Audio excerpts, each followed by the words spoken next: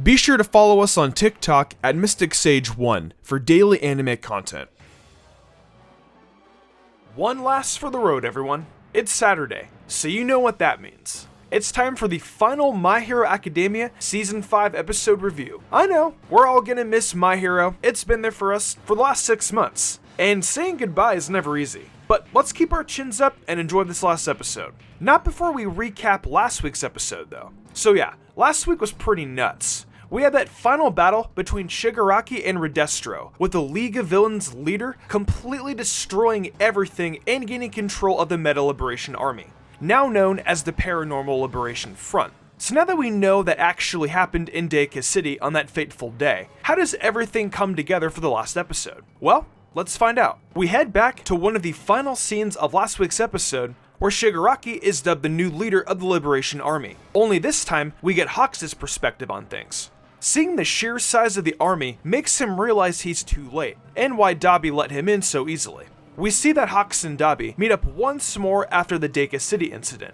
and we get confirmation of something that many had been wondering about for many weeks now. We get a look at Best Jeanist inside that duffel bag. Dabi points out that it doesn't really matter whether or not it's actually Jeanist in the bag, as he's definitely killed someone. I want to trust Hawks here, but he's making it really hard with that missing number 3 hero stuffed up in there. However, Hawks does seem like the kind of guy that will get the job done by any means necessary, so maybe he did off Mr. Blue Pants. Anyways, back to the situation at hand. Between the huge army, Skeptic's company's control over the network, Detonarat's involvement in the hero industry, and the high-end Nomu at their disposal, it's as plain as day that the heroes are in a world of trouble. Now, mind you, the episode lets you know that this took place 1 month in the past, so we do know that Hawks has already done what he can to aid the heroes in figuring out the villain's plan, and preparing accordingly.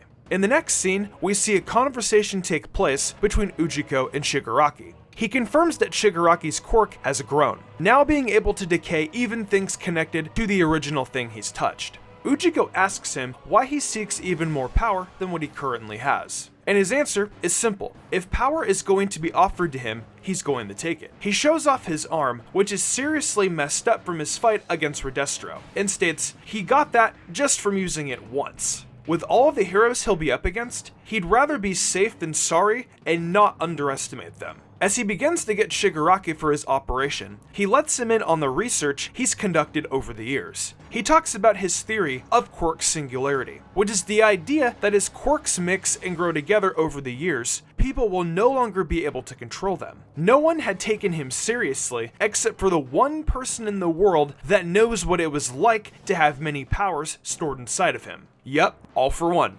Ujiko continues to tell Shigaraki of the horrific pain he'll need to endure over the next 4 months, with the reward being everything he wants in the palm of his hand. We also see Shiggy as a really disgusting butterfly, so yeah, that's pleasant. One of the things that the good doctor says he'll have includes One for All, the one power that didn't behave how its creator wanted. After the opening, we jump back to the present day with the 1A students showing off all the new tricks they learned during their work studies. The first group to show off as they take out the UA robots are Aoyama, Hagakure, and Mina. Aoyama now brandishes his naval saber, while Hagakure can bend the light she interacts with, and Mina can cover herself in her Acid Man veil and attack head on. Adorably, Mina lets Kirishima know that she got the idea from his Unbreakable mode, which seems to put a smile on both of their faces. As for the others, we'll quickly go over their new developed skills. Sato and Ojiro improved on using many moves and reading ahead. Shoji and Jiro improved their searching skills. Mineta, Sero, and Kaminari worked on their teamwork. Ida worked on his manners? Koda with his communication skills. Takayami worked on improving in general. Kirishima on making his opponents lose their will to fight. Uraraka and Froppy also worked on teamwork, but also their decisiveness. Yaoyorozu on her efficiency and ability to predict. And finally, we have Bakugo with raising his abilities, and Todoroki with increasing his speed. Of course, Deku's main goal is to master One for All, so nothing new for him there. So yeah, everyone worked on a lot of stuff during their work studies, and we can definitely see the fruits of their labor. Bakugo and Todoroki both seem to be unable to take a compliment, but at least Deku isn't acting like, well, a big Deku. Sero makes a pretty funny comment here about needing to be careful, because Deku will make him obsolete. Funny you should say that, Sero my boy, because you might not be the only one falling into that category. I'll explain later. Deku approaches Uraraka to thank her for her help with Black Whip when it first burst out. She reciprocates his sentiment by showing off the cables she added to her costume because of that situation, showing that they were both able to grow from each other. They give each other an earnest smile and a nice fist bump, giving us all a nice moment to enjoy. In our next scene, we get the return of Aizawa and Present Mic. Reminder, this is the two of them just coming back from the Shirakuma situation earlier that day, just in case there was any confusion. Eraser believes something is up, considering the work studies were mandatory and everything else going on, and asks his friend what he will do if he finds out who's making the Nomu. Gruesomely, he tells them he'll have a karaoke contest, boil their guts, and make awful soup. So yeah, needless to say, Present Mic isn't messing around. Before Aizawa can say what he'd do to the person behind the strings, he's asked to see Eri, as her horn starts to bug out again. Being the good dad that he is, he comforts Eri and lets her know that everything is okay because she's at UA. We jump to All Might meeting privately with Deku and Bakugo and congratulating them on their progressions. He then presents Deku with a notebook, all the information he could compile on the previous holders of One For All. In his research, All Might was unable to find even a hint about the second or third users, as they both had the quirk so long ago with the very nature of One For All made. It was just impossible to figure anything out from the records. Bakugo's impatience gets ignored, as Deku spouts off about what he can do with Black Whip at the moment, and how he can tell it's a pretty powerful quirk. The fifth user that held both Black Whip and One For All was the hero Lariat, whose real name was Daigoro Banjo. During his time as a hero, he excelled at captures and mid-air maneuvers. Bakugo kind of dampens the mood by stating that none of them were especially strong and how he's never heard of them.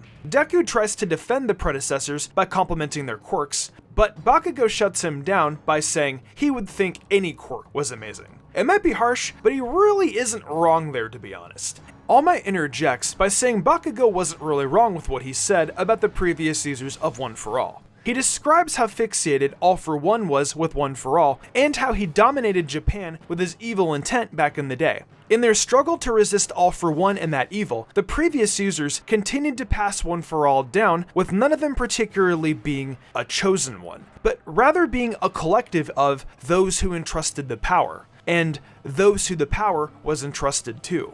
Worst of all of them died young. So, with 5 more total powers to unlock, All Might states the next one for Deku to learn is the quirk of his master, Nana Shimura, and that quirk is Float. Remember that comment I made earlier about Sero not being the only one with his quirk being made obsolete? Well, looks like you're next on the chopping block, Uraraka.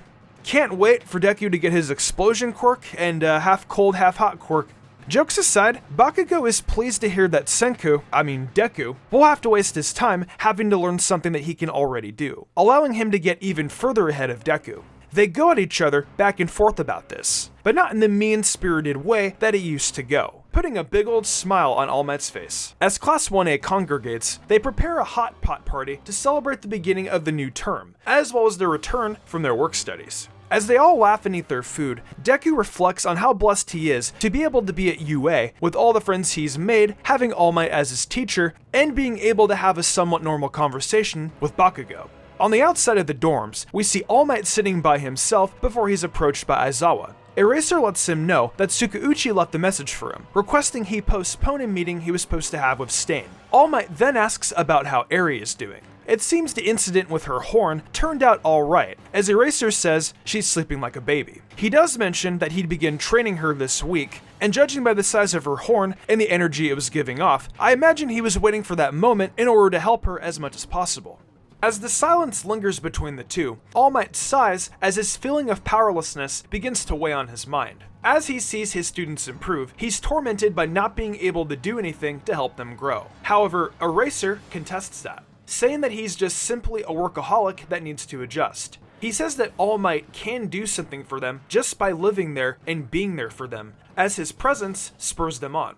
Aizawa's words make him think about his former sidekick, causing him to tear up and thank Aizawa for the pep talk. Back at the PLF headquarters, we hear Hawks mention Shigaraki's backer, with that keyword given to the heroes by Shirakumo Hospital. At Jaku Hospital, we see Ujiko talking to a nurse, who seems to be none the wiser of his affiliation with the villains. He mentions that his research, aka Shigaraki, is going well, and is just waiting on the finishing touches.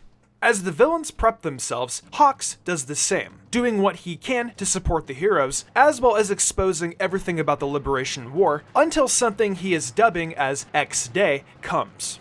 At the very end of the episode, we see 1A walking together, with Mina complaining about them needing to work while they're on spring break. As they discuss their work, the students begin to realize that they all will be having a dispatch operation on the same day. Coincidence?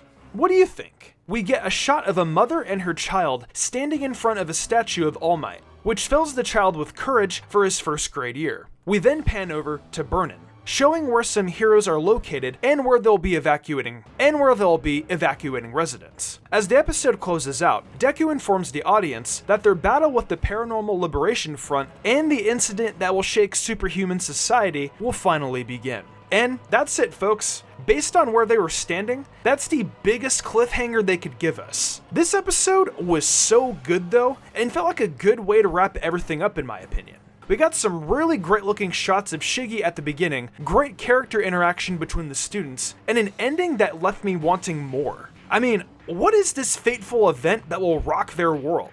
Well, unfortunately, I can't say we'll be finding out next week. However, Season 6 is naturally confirmed to be in production right now. Since Season 3, My Hero has taken about a year off in between seasons, so it's possible we might not be back at this again until October of next year. But who knows? They have taken just 6 months off before, so maybe we'll be back in the spring. I guess we'll just have to wait and see. But tell me, what did you all think of today's episode? Did you feel it was a nice way to wrap up Season 5? Did it leave you wanting more My Hero as soon as possible? Be sure to let me know down in the comments below. Hey guys, before the video closes out, I just want to thank you so much for bringing your support over here on Mystic Sage. I upload every Saturday and Sunday and strive to bring you guys a review and some fun discussion content, so your viewership means the world. Also, if you want a little more from Mystic Sage, head on over to TikTok and check us out over there for more fun, bite-sized anime videos. I've also got an Amazon store where I sell tons of cool anime merch, so check it out. For real this time though, thanks again for watching. I'm Mystic Sage, and I'll see you next time with some more great anime content.